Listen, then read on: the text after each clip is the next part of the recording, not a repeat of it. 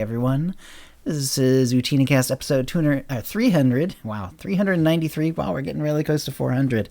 And it's 400. Yes, July. There we go. Got to turn that down. It's July 28th, 2020. And yeah, so we're going to get going here in just a minute. This is an unusual time. We have it, we're starting it a little bit later than usual, 5:30 instead of 4. Because we have a guest scheduled, although unfortunately Marcus was not able to make it. He had some sort of emergency. So we'll briefly touch on that at the top of the show. We hope everything's going well with Marcus. And yeah, so this is the raw version of the show. If you're watching it live, or this is also the version that gets uploaded to YouTube. And if you can always watch it that way, but then it will be cleaned up and we will put it out as a podcast tomorrow. And we'll go from there. So it looks like some people are starting to join us. Hey, Lil, how's it going? Hi, Lil. Let's see here. Where am I? I like how the Twitch stream gives different colors to different people, so that you can kind of as long as it's not too crazy and there's not tons of people typing, you can kind of tell who's talking. The only problem is that one of the choices of the color is dark blue, and I use the dark setting because I don't like to have the glare in my eyes, and so the blue on the black means I always have to highlight it to see who's talking. And then I have to remember, okay, dark blue is Lil this time. Yeah, I get it to where some of the people will come in and they always use the same color, and then they'll switch colors. Yeah, I don't know why it does, but it just does. Wait, what? I don't think it's them either. I think it's Twitch or something. I don't know what it is. Or multiple people will come on with the same color, and then I'm really screwed. Yeah, I get used to looking at the color and just thinking, okay, that's Marcus or whoever. All right, so if you're ready, Kitty, I don't see any reason why we can't get going. Except let me tweet it out real fast here. I have not done that.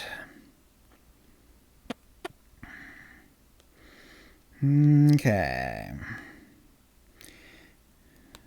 I think that's gonna work. Wow, 393. 393. That's Isn't that crazy? Up there. Yeah. We've been doing this a long time. We have. It's awesome though. Yep. And there we go. Looks good. I'll even do a retweet here real quick. It's not. Assuming it usually puts it right near the top of mine, and we're good to go. All right, then, Kitty. I think we should just head on out, get this thing done. Let's do it. All right, one little bit of water, and I'll go. Chug-a-lug, Donna. I know. Actually, I wish I had a little more water. Forgot to get more, so I'm gonna be sipping instead of glugging, but that's all right too. All right. 5 seconds. Hi, and welcome to the OotiniCast. It's a peaceful life. This is episode 393, being recorded on Tuesday, July 28th, 2020. I'm your host, Chill, and with me is my co-host, KittyKissz. Hey, Kitty. Hey, Chill. How are you? I'm doing well. Unfortunately, Marcus, who was scheduled to be with us, can't make it. I hope he's doing well. He's having some sort of unspecified family emergency of some sort. No idea what's going on, but I hope he's doing well. I hope it all settles out okay for him. And we will try to get him on next time. We miss you, Marcus. Yeah, exactly. And he was really excited to come on. He has all these exclamation points in the show notes already and stuff like that. So, he was clearly ready to come, but unfortunately, didn't happen. So we are still doing it at this unusual time that we had scheduled because I had already tweeted it out and stuff like that. So we figured why move it back on the same day? It doesn't make any sense. So here we go at 5:30 today. So Kitty, what you been up to in game? I have been, of course, doing a lot of streaming. And good. I've been focusing on leveling a character and going through Coffee and Kotet and trying for the umpteenth time to marry Lana. Ah, okay. I've never been able to get it for whatever reason. Really? Yeah. And so what I did, I was running through and luckily someone in chat goes, hey, you have to push you have to respond as a flirt to one of the options. And I thought that was flirting with haircut, and I didn't want to flirt with haircut. Oh, yeah. So finally we got it. I know what you mean. Yes, it's that one. It's in a cantina, and the way it makes you think is you say you have to see. I have to talk to one of you, and then there's like a flirt. But because you were talking to Theron just now, or whatever, or Koth or whoever, you don't necessarily think you get a choice. But then if you say flirt, and you've been flirting with more than one of them, you have a choice of doing flirtation. Oh, okay. Yeah, I've had early on, it's been years, but I remember that was an issue for me as well. It's just one of those things that you sort of see and then you kind of get used to. But yeah, what a bummer you haven't been able to see the whole Lana thing. And it's hilarious because, I do it, chat's like, who are you going to romance? And I'm like, I don't know. I want to try Lana again because I can't seem to get it. And so it's an ongoing joke that I'll never be able to marry Lana, blah, blah, blah. And so now it's looking good. There are stars in the skies. So fingers crossed. And I've been doing a little bit of the nightlife event. Oh, good. And but I haven't really spent that much time in it. I kind of allocate, like 20 minutes tops. And I've been getting really lucky. I've got 4 Rhodians already. Wow. Holy cow. I know. I'm like, what the heck? You're going to have a whole Rhodian squad. I know. I got one off of the Emperor's machine when it was running last night. And then all the rest of them, I've been getting them off of the... we'll be talking about that later. The cartel one. Anyway. But, yeah, I'm just like, how lucky can I get? And I'm like, keep it up. Let's do it. Not to mention, I've really been loving getting the cartel market tokens so that I can go up to the cartel vendors up on Fleet and buy all. Oh, that's cool. They have a lot of cool stuff. So good. And after the Emperor's machine went out, I kind of went, let's see what else might be working, might not be working, and ended up doing the swoop event again. Nice. And everything ran great. And man, I had so much fun. I had so much fun. And I'm like, okay, I'm not going to sit here and do swoop all day. I'm going to do a little bit and then I'll have some to look forward to tomorrow, blah, blah, blah. Because sometimes I go full bore into it and, I'm not going to get the burnout, but it's fun. I've been loving it. It's great. It's great. What about you? Excellent. All right. Well, let me give a little shout out. Let's see. It's an unusual time, so thanks everyone for coming. I see Deck and Fee are both here. Libero is here as well. Master Lil, Predikill, Squishy Twitchy are all here already, and so thank you for coming, everyone. Let's see. So a little correction to last show. The tokens for the Nightlife event, they do appear in the currency tab. I was right about that. I was thinking, though, that I had seen something that I didn't see. So I thought I had seen that they were like, not character specific, but it turns out they are. I'm sorry about making that error. It was something that I had seen like right before the show. Like I had literally gone on, after the servers came back up, and then, there was a little bit of time to play, and then we did the show, and I did not properly vet that one. So yes, so I'm right, of course, that they do appear in the currency tab. In fact, I've been getting a fair number of Emperor drops that way, and I can't wait to use them eventually. But yeah, they're character specific. So at some point, I'm going to have to jump around all the characters I've been playing on and see who's actually managed to get some Emperor's coins and make sure to get over there. Anyway. And so I got Poison Ivy all the way through the story, including Onslaught. She's completely caught up. Also, her gear is almost completely ready now. In fact, I think the last augment was crafted today, so she should be like good to go, like completely maxed out. Everything else has been sort of tweaked. Her alacrity's right, her accuracy is correct, everything else is in crit. She's got all that stuff, so we're good on that. And then at this point, if I need to, I can switch it over to Black Widow to do like a guild run or something like that. Black Widow is 75. She has like a leveling gear, or not a leveling, but soloing gear. She has like that one that, when you get a kill, you get a bunch of health back and a speed boost, and it's great for solo stuff because you just get to run everywhere. It's crazy, and I love it. So she's like halfway through Kotfi. She got her alliance back, and I've done a couple chapters after that. So she's on a little bit into the back half of Kotfi. Nice. And so it's been good. Been really happy with that. I've been trying to get back to the nightlife event too. I've done it a few times, but without the Emperor's machine being fixed, I was waiting until the patch. We'll talk about that later. But yeah, unfortunately, we'll have a little more delay apparently. But yeah, so you can get lucky, like you say, like you did, where you can actually find a machine that is currently working. But unfortunately, for the most part, they are broken. In fact, today when I did try it. After the patch, it unfortunately did not work for me. I was not able to find either on the PvE or the PvP node a machine that was actually working. So, yep. So we'll talk about that later, like I say. But let's get on to the tip of the week. And Kitty, I think you have a tip of the week for us. I do have a tip of the week. This one I stumbled into. I Kramered my way into learning what this is, and I've shared it with people in my chat during the stream. And it's when you are using auto target, there's a little icon above the target that you are going to be attacking.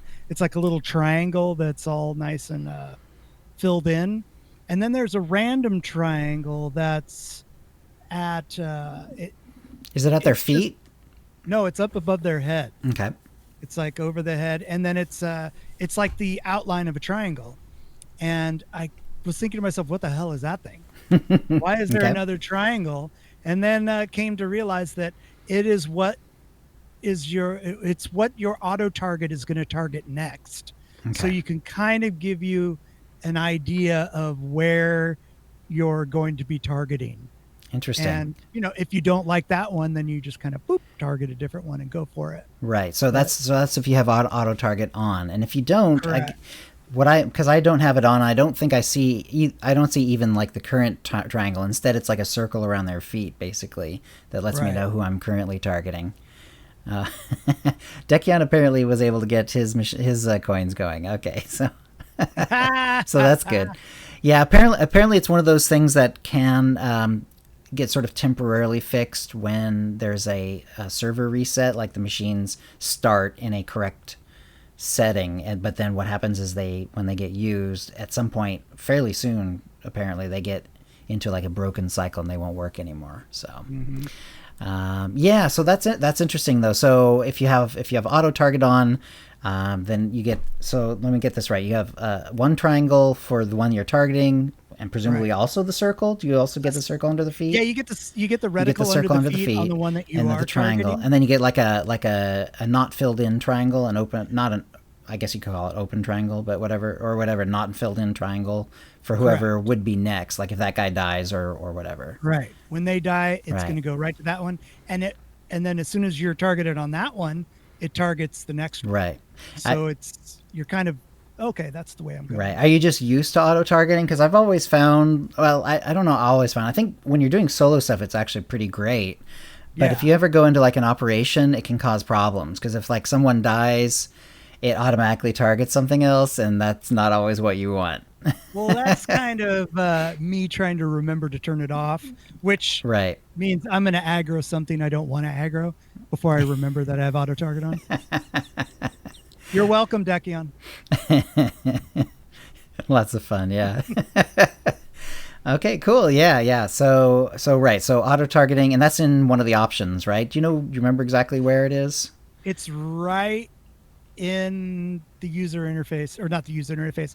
You hit Control P. It's right on that. It's in that first section of options. Yeah. Okay, cool. It's right there. All right.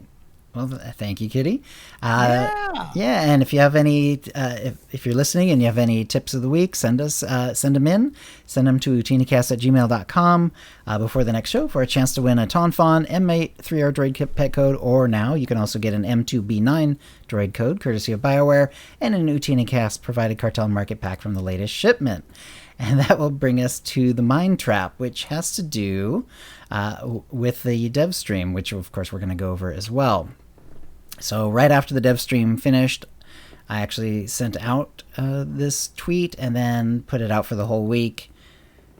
And what I asked was, what did you find most interesting from the SWTOR dev stream? And then it was The first one was SWTOR is now on Steam. The second one was 614, The Feast of Prosperity. And then the third one was 6-2, Kira and Scourge, which is more story about them, plus the Mando Flashpoint, the Mandalorian Flashpoint, which is going to be coming also in 6.2. And then I put other. And there were several responses. I think the only one who actually did respond, like with a tweet, as well as the other, was saying that they actually liked hearing about like what some of the like little changes to the game coming up were. So they did touch on that. They mostly focused on those three subjects though. So I wasn't surprised that other only got 4.7%.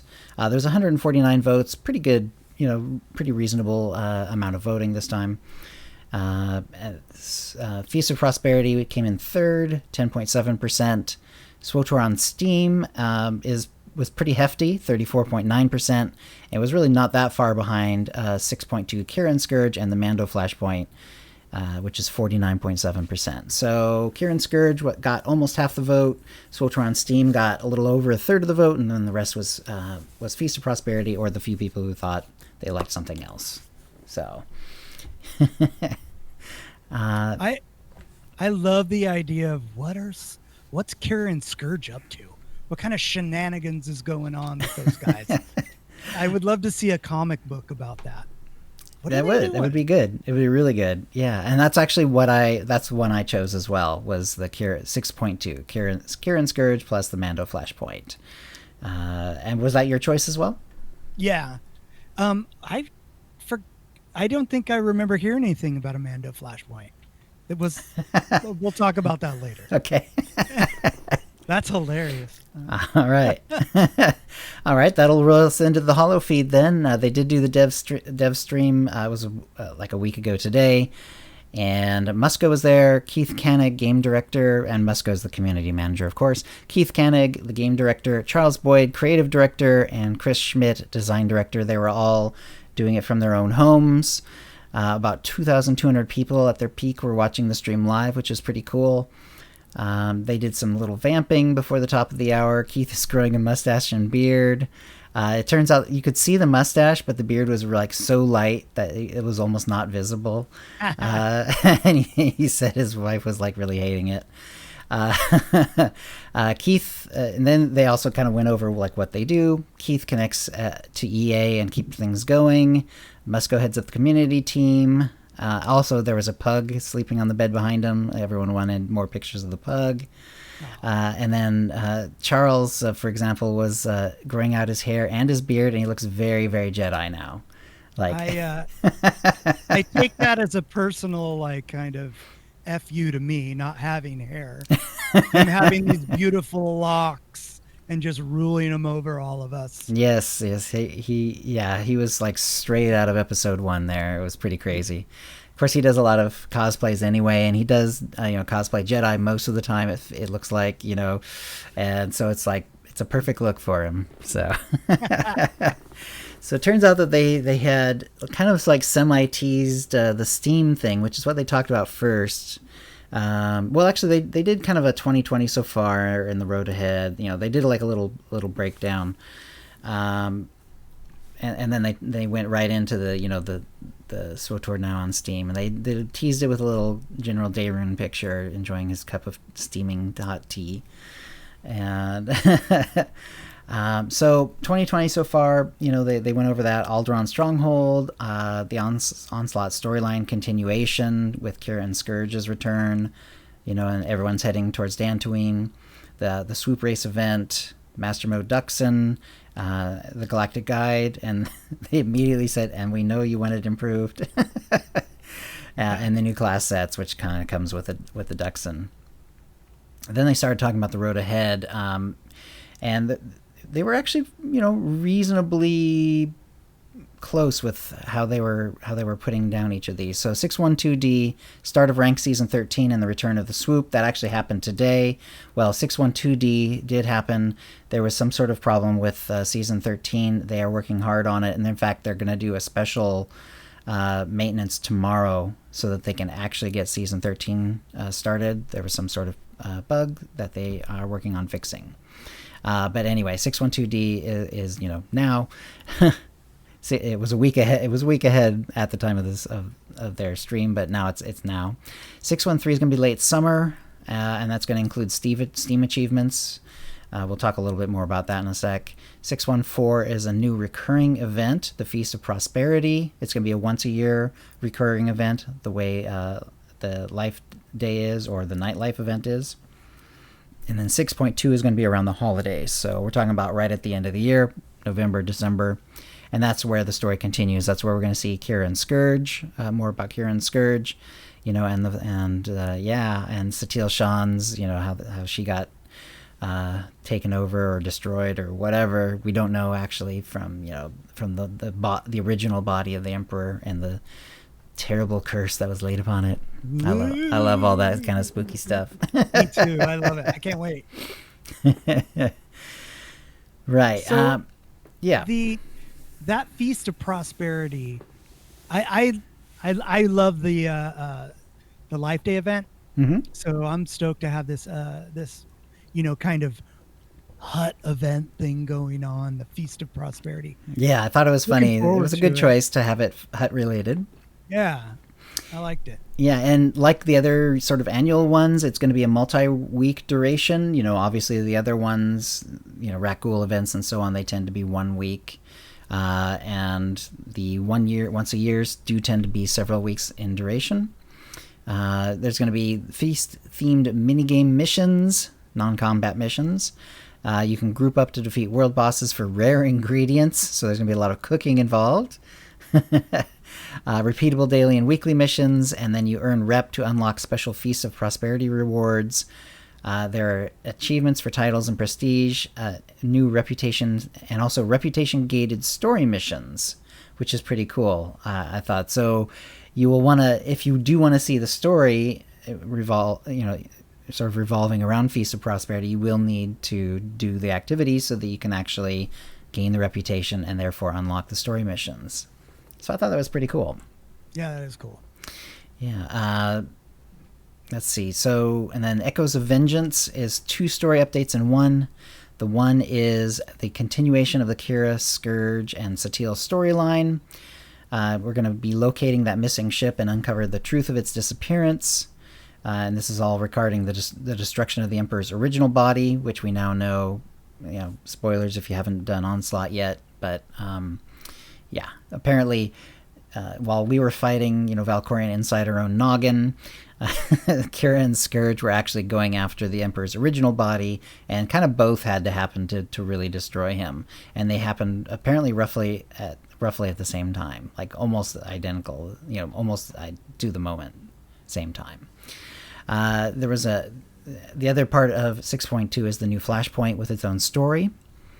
Who knew? You're going to be facing new enemies and old as conflict erupts among the Mandalorians. So, if you like Mandalorians, and who really doesn't like Mandalorians to some degree, there's going to be a whole Flashpoint. So I'm actually looking forward to that a lot. Yeah, isn't that funny? I must have had to go to the bathroom. Now I have more to look forward to. Sweet. Yeah, exactly. Right around the holidays. So let's talk also about the Steam. So SWTOR on Steam, it is live. It went live basically right before they did the dev stream, like literally an hour or two before they started the dev stream. I wish I knew more about Steam because I do not. I'm not the expert on Steam. I do not use Steam. My son has an account, so I technically have it on my computer. And that's about it. It auto updates when I restart my computer, but I've been learning about it, which is kind of cool. Some of the things to know about it that are kind of important is like no one's being forced to play it through Steam. There's really there's nothing special. There's going to be achievements through Steam, but they're going to be the same achievements that are also available in the game normally, so there's not going to be achievements that are specific to Steam either. You can subscribe through Steam. They do eventually want to make it so that you can do a recurring subscription through Steam, but you can't right now. They're gonna be adding that. They also recently, or after the dev stream, but it was just like the next day, they added a page, because what happens is when you when you hook Steam up to SWTOR, and then you do SWTOR for the first time through Steam, it will hook up whatever Steam account is, was active at that time. And maybe you have more than one in your family, so there's now a page so that you can tell it to disconnect one, add a different one, so that SWTOR can be, connected to the proper Steam account, if that's what you want. They are going to have trading cards and stuff like that. There's going to be what they call cross-play and cross-save. Basically, what that means is that Steam, the Steam version of SWTOR is just SWTOR. It's not separate separate accounts. It's not separate servers. Nothing. It's just regular SWTOR being played, with a little Steam wrapper around it. Is all.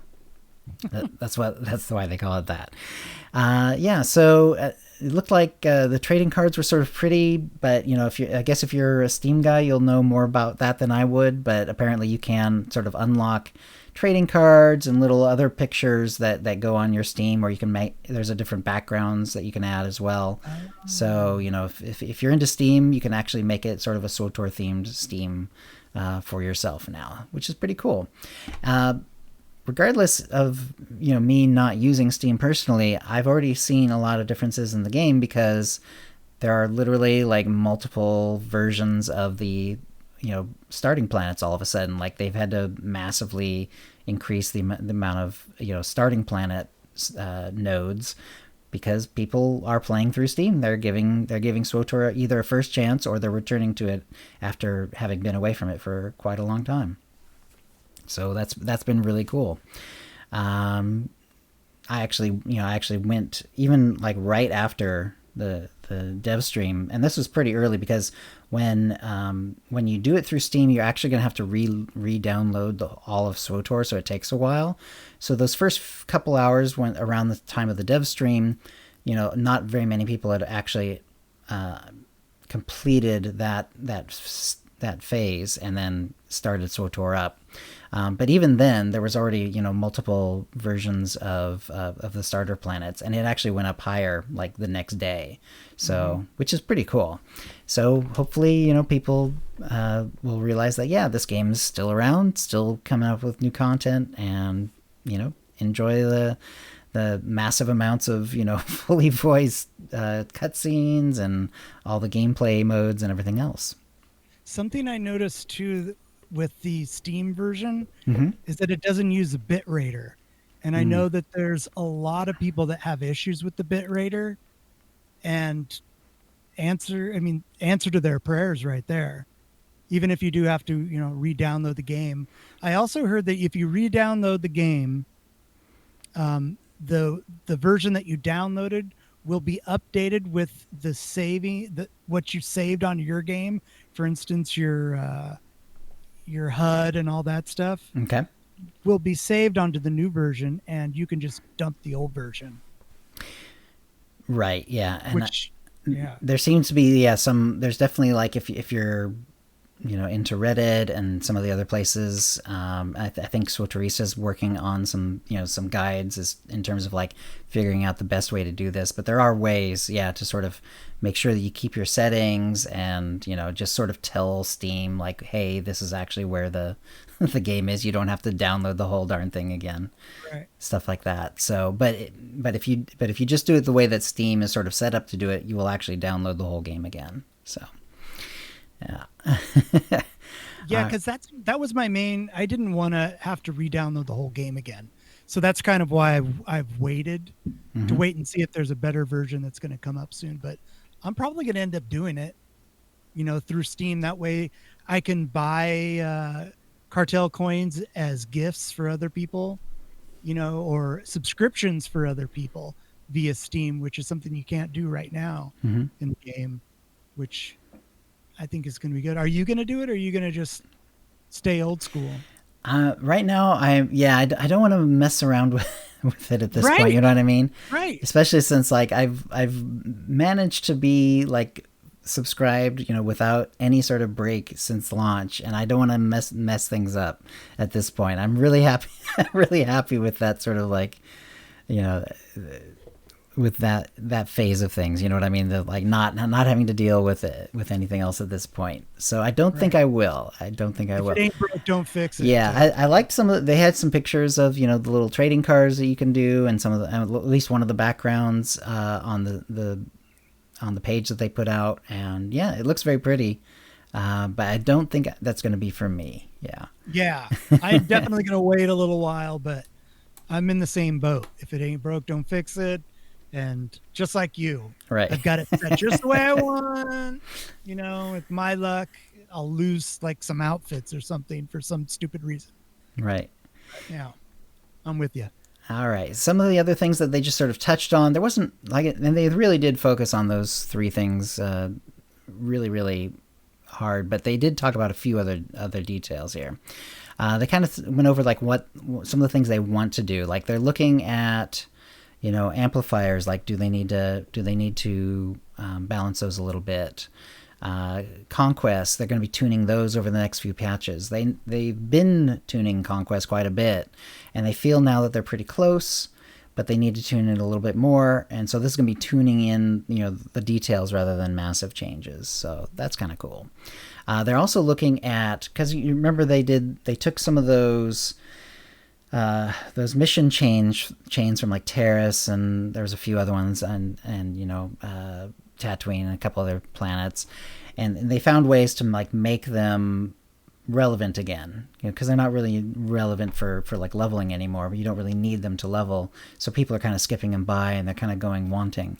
They're also looking at some of these other old missions that don't get used a lot, and they can figure out ways to make them useful, and in some cases also brushing up the mechanics that will be used with them. So that could be cool.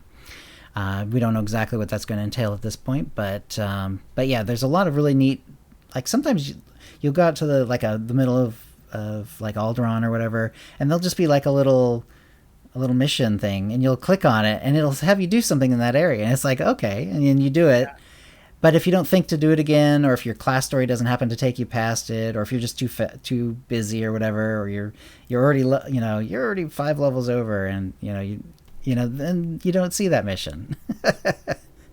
And no one sees that mission, you know what I mean? And yeah, like the ones on Voss are just way out there, which is a really cool section of Voss, and you don't see it unless you end up doing those bonus missions. Right. Yeah, their next stream is going to be planned for late summer, so a couple months away. Their Cantina stream is tentatively going to be in October, and obviously, they put Cantina in quotes because this is, probably COVID is still going to be a problem at that point. In fact, I can definitely say it is at this point. I mean, there's a couple bit of good news on the horizon, but yeah, October's probably still going to be a virtual Cantina at that point. And then and then they just sort of hit all the highlights again. And yeah, the Steam, they just then they kind of hit on some of the same things. They are thinking a lot about the 10th anniversary, which is coming up next year, but no announcements on what will happen. And they've mentioned that before, so they really do want to do something pretty big for that. They are now committing to Warzone selection. There's an article on the forums, and they've sort of started to do a little bit of that with this patch. And then per Keith, their team is growing internally, which is good, and they're also getting good support from EA, which is also good. Yeah, because you're right. It's always tough when when teams get like taken away for big projects, or or if EA decides we're just gonna put the people somewhere else instead. But if the team is growing internally, that's always a good sign. And Dekian writes, the game files are saved in C users, username, app data, local folder for both versions, and then that's why you don't lose anything. So that's pretty cool for as far as the Steam version. All right. I'm just so lazy. I've been meaning to save that stuff for the last 5 years, and I haven't. I got to do it. I just got to do it. But, right. Just to back it up or whatever. Yeah. Probably would be good. KittyKissz is now saying that, but KittyKissz is like 2 days from now is going to go, I don't know. We don't need to do Gotta do swoop racing. Hey, swoop racing. Swoop racing. Woo! Get another Rodian. Okay. That's right. All right. So Chris Schmidt did do a season 13 and the future of PvP article here. So a couple of things. One of the changes that is coming with today is that there will be a deserter debuff extension to unranked. Previously, deserter debuff has only been for ranked, but now it's going to be for unranked as well, for those who leave a match early. The premise of the change is in line with the goal of PvP being a fun, fair place to play. When a player leaves a war zone or AFKs, they're affecting the experience for the other 15 players in the match. And it artificially adds friction to the experience and disproportionately affects the fun and fairness for everyone else. So they do not want to support the behavior with their systems, and then they say they must ask ourselves, why are players motivated to do this type of action?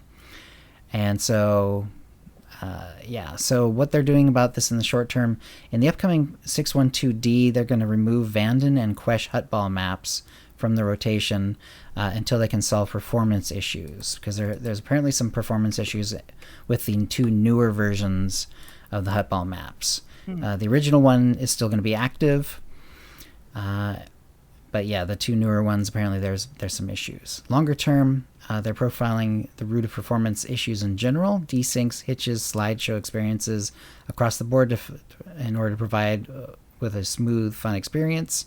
No ETA on this, but they've already begun in earnest and are committed to fixing it.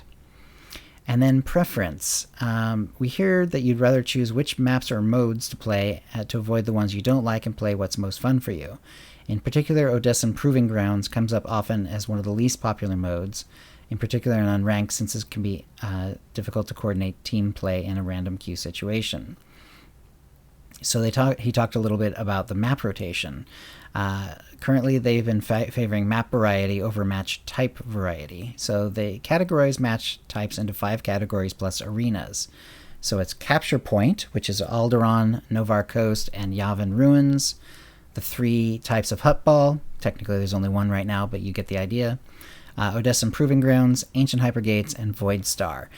And then by favoring map variety, each map has an equal chance to pop once a match is created. However, obviously this means that you're going to get more capture points and more Hutballs as in terms of types whenever those are all active. So they are essentially what they're doing is they're looking at finding a way so that people might be able to, say, hey, I never want to be in, Odessan Proving Grounds or whatever, or if they don't like Hutball, they can take away Hutball. Personally, I love Hutball, but I realize that there's a bracket of people who definitely do not like Hutball. And one note about the arena maps, they're not in the regular rotation. They only pop when there's insufficient population to support an 8v8 match, which is interesting. So you'll most often see these in the lower level brackets or when the queues have low population in general. Makes sense. An arena match should be relatively rare. If each map is equally weighted, then you're 3 times as likely to get a capture point or Hutball match type than any other, since there are 3 times as many of those types of maps in those modes. So what they're doing about it, in the short term in 612D, which is the one that became live today, they are adjusting the map rotation to favor match variety over map variety, which means that you will have an equal chance to have a capture point, Hutball, Ancient Hypergates, and Void Star match pop. The exception is Odessan Proving Grounds, which we hear from you all is the least popular match type currently. We aren't removing it completely from the rotation for now, but the likelihood that the match type will pop will be very small. Longer term, we'll take a hard look and address the issues with Odessan Proving Grounds that makes it less popular. I definitely feel that way about Odessan Proving Grounds. It's not my favorite. It probably is my least favorite. There's a very much a herding cat, problem with it, where it's like, if the other team is just slightly more coordinated, they just will completely dominate. Oh yeah. I have actually never gotten it. Interesting. Personally. But I watched some people that do play PvP, and it looks, I'm confused. Like, where are they? There's things and there's things I like about it. I think the fact that you have to keep at least one person in the little boxes to keep that node active leads to some interesting PvP where, push and pull mechanics and stuff like that become very important and are sort of they're sort of interesting. So that and, there's also certain buffs that are sort of only there in Odessa Proving Grounds, where you can speed up a node or double the points from a node, stuff like that, or you can turn one off. There's some really cool things about it, but just something about the way that like everyone has to roam around does make it tricky. Go ahead, Kitty. I actually have played that. Okay. I got it mixed up with another one. I love that one. You can. I love the idea of someone having to stand in that, and then seeing all the other people running around. You're like, oh, I'm screwed. Here comes a bunch of people. Yep. But yeah, if you're coordinated, if you're on voice, you're going to be able to rule that. Yeah, totally. Much easier. Yep. Let's see, and then. So that was interesting. That first of all, like if you queue in now, you're going to see. I mean, ignoring Odessa Proving Grounds, and then again ignoring arenas, which will only happen when there's not enough people to get an 8v8 going. So it sounds like you're going to get capture point, one of the 3 capture points, equal to a hut ball, equal to hypergate, equal to void star, which is interesting. So you're not going to see, if you like a particular capture point, like if you're a real Novar Coast fan, you're not going to see it very much, unfortunately. But that was kind of cool. At least they're trying. Yeah, exactly. I think this is a reasonable way, sort of, if they're not able to yet get to the point where people can, actually choose different types to completely opt in or out of. I think it's kind of cool that they at least have, taken some of these numbers into consideration. Like they've said, okay, well, Odessa Proving Grounds is like least popular, so we'll make it so happens very little. That's a great idea. I mean, I think that the mechanics for being able to choose your own, isn't that the same as running a flashpoint? They have, you can turn certain ones on, turn certain ones off. Seems similar to me superficially, but of course, under the hood, right? Who knows? Who knows? And if people are, like you really, really dislike a bunch of them, you just have to wait longer, I guess. Right. Yeah, this was also the patch where we also had the changes to the boxes. There's like, if you get like a ranked box or the weekly boxes, and also now you're going to start getting boxes for actual unranked war zones, which is kind of cool as well. Oh, cool. But all the boxes are sort of being bumped up as well. They're gonna have more stuff in them, and the idea is just reward people for PvP. Cool. So yeah, pretty cool. One bug that they were hoping would be fixed but hasn't is the crew skill bug at 600. It's back on the bug list. So that one, in my case, I kind of thought that, like, you remember that there was a good amount of time in Onslaught where you didn't have to buy 700. It just kind of gave you the option to go to 700 anyway. Even though you could then see it on the vendor, or you see it on the crew skill vendor, and you could actually buy it, but you didn't need it. I always thought that was the bug, and that they had just simply removed that, and that's what I thought the bug was too. Yeah, exactly. But it turns out that they didn't mean to drop everyone back to 600, or a lot of people, not everyone, but several of my characters did get dropped back to 600. I already have since unlocked 700 and gone forward, but I understand that 500,000 per crew skill is for a lot of people, for people who haven't been playing forever, may be quite a bit of credits to just be throwing away on something that supposedly the game was going to try to give back to you at some point. So anyway, that's back on the bug list. Yeah, and at this point I have just taken the other road, which is just I've unlocked it on everyone, and they're all I think there's one character who's not quite at 700 yet. They're basically all back to 700, and so I don't have to worry about it. But it is still in the game. It is absolutely still in the game. All right. There's a few other bugs that they were hoping to get fixed, but don't seem to have been fixed. One is the Apex Vanguard Red Venom in the hard mode. So this is one of the bugs from the newest operation, and this is one of the ones I believe they were trying to fix. Unfortunately, it is still broken. So they are working on that one. Then 13 was supposed to start today. Unfortunately, something happened. They are now doing, like I say, they're going to take down the servers tomorrow morning to get it going again. So that is actually what's happening. I actually found a bug, and I got the acknowledgement that said we now realize that this is a bug and we're adding it to our bug list. Nice. I've never had that happen before in the whole. I mean, I have put in plenty of bug notices, but I presume that other people had already done the same thing or whatever, because I never got a notice back like this. But I actually found one. It's kind of a nasty one too, because it involves utility points.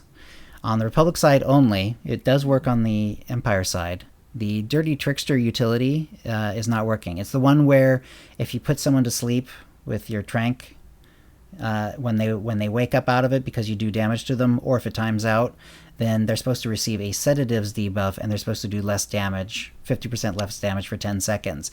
It's kind of a lot of damage to be reducing, and it's pretty, important if you're expecting it to be there. Unfortunately, It doesn't work on the Republic side right now. So I put in a bug report, and they sent me a little message back, which was kind of cool. So hopefully they fix that one. It's kind of weird also because I have that utility on both sides, and I get the sedatives on the agent, and I do not on the scoundrel. So unfortunate, but it's on their bug list, so there we go. Add it to the list. Yeah, it's on the list. That list has got to be long. Right. So specifically about the Season 13, Eric wrote that a quick update on the start of Season 13. Although it was our intention to kick it off today, there was a bug introduced which is preventing it from happening. The game is telling you that Season 13 has begun. It has not. Any games that you play will not track wins, losses, or any stats as intended. We are exploring a fix right now, which we intend to deploy ASAP. Season 13 will start once that fix is live. We're aiming for it to go tomorrow, and then he'll give timing once he knows more, and then he does know more. He gave another one that says maintenance. They'll be taking servers offline for back-end maintenance July 29th to deploy the fix for PvP Season 13, and that's going to be 6 a.m. Pacific, so 1300 UTC. They expect it to take about an hour, and there you go. So there. Fingers crossed, everybody. Yeah, and also right before this episode started, I was glad to kind of go check on the site again, because there's also one other thing that came up right at the end here. The game was under a DDoS attack, so a directed denial of service attack happened. It was affecting the Satil Shan and Starforge servers, and apparently this situation is mostly recovered even before this show started recording, and they are continuing to monitor it. So this made sense to me once I read it, because when I was doing my stream, I did sort of get booted out of the game for no clear reason, even though I wasn't, I checked my connection was fine and so on, but the game just kind of kicked me out. I was able to get back into it, but yeah, that's what was going on. So if you got booted, or if you're having other problems, that's what was going on. So directed denial of service attack. Basically what happens is someone, a hacker essentially infects a bunch of computers that presumably don't know about it, that have internet connections. They then direct all these computers at once to send a bunch of junk data or junk requests to a particular server, and then that server is overwhelmed with all these bogus requests for data, and they cannot operate normally, and they more or less shut down. There are ways to fix it. Basically what happens is once they realize that a denial of service attack is happening, they then sort of like see the IPs that they're coming from, and they just shut those down. So they just ignore anything that comes from those particular infected computers, and eventually they can sort of get things under control. That's usually, as I understand it, that's usually how they fix these things. Maybe that's that's sort of an old. I mean, I learned about these like 20 years ago. Maybe DDoS is a little more sophisticated now, but as I understand it, that's basically what happens. So that's yeah, so that was pretty interesting. I don't know if it's because of Steam, like interest in the game has resurfaced, and all of a sudden, a DDoS attack, because there have been a few over the years, but really rarely. There's only been a few, and actually there were a few like in the first few months of the game, back when there was interest in the game. So yeah, right. Maybe the Steam thing has actually interested the hackers too. So maybe this is a bright side to a DDoS attack. Yeah, there are more eyes on the game. So, some hackers are like, all right, let's do it. Welcome to Steam. That's right, yeah. Because, like, who cares if they DDoS some game that, 15 people are playing because, that's been dead for forever, So, yeah, they'd rather break something. Yeah, they'd rather break something that's actually getting interest. So yeah, the bright side, Mr. Brightside right here. Huh? That's right.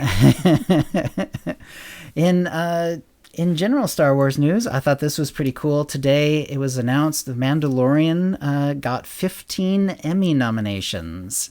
Pretty incredible. Nice. That's a nice amount of nominations. I know that Emmys, there's more of them. You do tend to get more nominations for shows than you do, say, Oscars for a movie. In terms of nominations and wins, but 15 is still pretty amazing. It includes Best Drama, so that's pretty cool. Like, that's huge. Yeah. Like, I don't like it when there's like these categories that sort of relegate types of shows into like these little subsets. So it's pretty cool that Mandalorian's being put up with the big ones, the dramas. Outstanding character, voiceover performance, production design for a narrative program, cinematography for a single camera half hour, fantasy and sci-fi costumes, 3 single camera picture editing for a drama series, prosthetic makeup, music composition, guest actor in a drama series for Giancarlo Esposito, 2 sound editing in a comedy or drama half hour series, outstanding special visual effects, and stunt coordination for a drama series, limited series, or movie. I think that's awesome. I think that's really cool. So 15 Emmy nominations, and I can't wait to see how they do. We're very fortunate in terms of The Mandalorian because the season 2 was already in the can. Like, obviously they have all sorts of visual effects and stuff to do, but the actual taping of the show, the acting and so on, was already done before COVID really hit home. And so we are going to get season 2, later this year, which is really cool. Isn't it coming in October or September? I think so. I can't remember the exact date. And I'm always a little leery right now when they talk about release dates, because it's hard. All it would take is one meeting with a bunch of people getting sick, and then it pushes everything off, and who knows. But Mr. Brightside, come on, that's not Mr. Brightside. That's not Mr. Brightside. That's Mr. Mr. Hedging his bets. Yeah, so I would. Yeah, I'm curious if outstanding character voiceover performances for the Mandalorian himself, because you almost never get to see his face. Nick Nolte? I don't know. Yeah, maybe, or is it Nolte? I didn't actually. We'll have to go in and see who actually gets some of these individual ones. So, but I'm really excited that they're for best drama. I'd love it if they got that, and some of the other ones are really cool too. I imagine they're going to do really well with the sound editing, the special effects, and stunt coordination. Those. I think they would have a really good chance. Obviously, that's a whole new technology that they came up with. So. I don't know if they give. Deck said the voiceover Emmy was for IG-11. That's interesting. That's funny. I like. Yeah, Deck also said it'll win an award for best baby or best child. Yeah, that's great. So, and Deck also says it helps that they use the Unreal Engine for most special effects in real time, so there's not a ton of post-production work, which is really cool. Yeah, that's right. I still need to go to see that. I've seen. You haven't watched it? I've seen little bits of it. Yeah, no, I have not watched that thing yet. So I have to see it though. Yeah, that I know what you're talking about though. I've seen something that went into how they do that, where essentially like the show is being live recorded in a way that the special effects are almost being done at the same time. It's kind of crazy. It's very cool. Really? Yeah, I think they do way cool stuff. So yeah, I do need to see that. I'm gonna have to tie you up. It's one of those things. Yeah, exactly. It came up like 2 or 3 shows ago, and I said, "Oh yeah, I need to see that," and then it immediately went out my brain. I'll send you a reminder. He's like, "Get it together." All right, I will not consent. I will commit to seeing the behind the scenes of the Mandalorian that's on Disney Plus. I will see that before the next episode. So there we go. Yay! You're gonna be like, oh, this is so good. I'm sure I will too. Yeah, and it'll also be nice to sort of like revisit the show too, because I haven't. Mm-hmm. I mean, I watched them all very avidly, and I saw many of them twice at the time, but I haven't seen any of them, since then. So it'll be nice to sort of remind me of all the little episodes that they had. So yeah, it does make rewatching it so much better. Yeah, it makes it completely like, oh, that's that thing. What's there and what's not there. You'll like it. It's really good. I can't wait. All right. Excellent. Let's see. Was there anything else, Kitty? Nope. That's all I can think of. All right, then. That's a show. If you'd like to play with us in the Utini Knights Guild on the Republic side of the Satil Shan server, or in our Guild on the Empire side, do a /C join Utini to join the Utini channel. Then let us know you're a fan of the show. You can email questions and comments about the show to OotiniCast@gmail.com. Follow us on Twitter using @OotiniCast. You can find contact details for all of us on our website, OotiniCast.com, which includes how to subscribe using iTunes, Stitcher, and the rest. We record the show live bi-weekly, normally on Tuesdays at noon Pacific or 4 p.m. Pacific. Go to OotiniCast.com/live to find out how to join in. Our theme song is Doomsday by Jean-Paul Zogby, and thank you to the chat room. Thanks, chat room. And we'll see you next time. Toodaloo, everybody. All right. Thanks, guys. We will see you soon, and I'm not sure if I'll be able to stream tonight, but I'll see if I can. I got to do the editing. I always get so excited. It's like, yay, show was fun. Now I get to go. No, I can't play the game. I've got a lot of editing to do.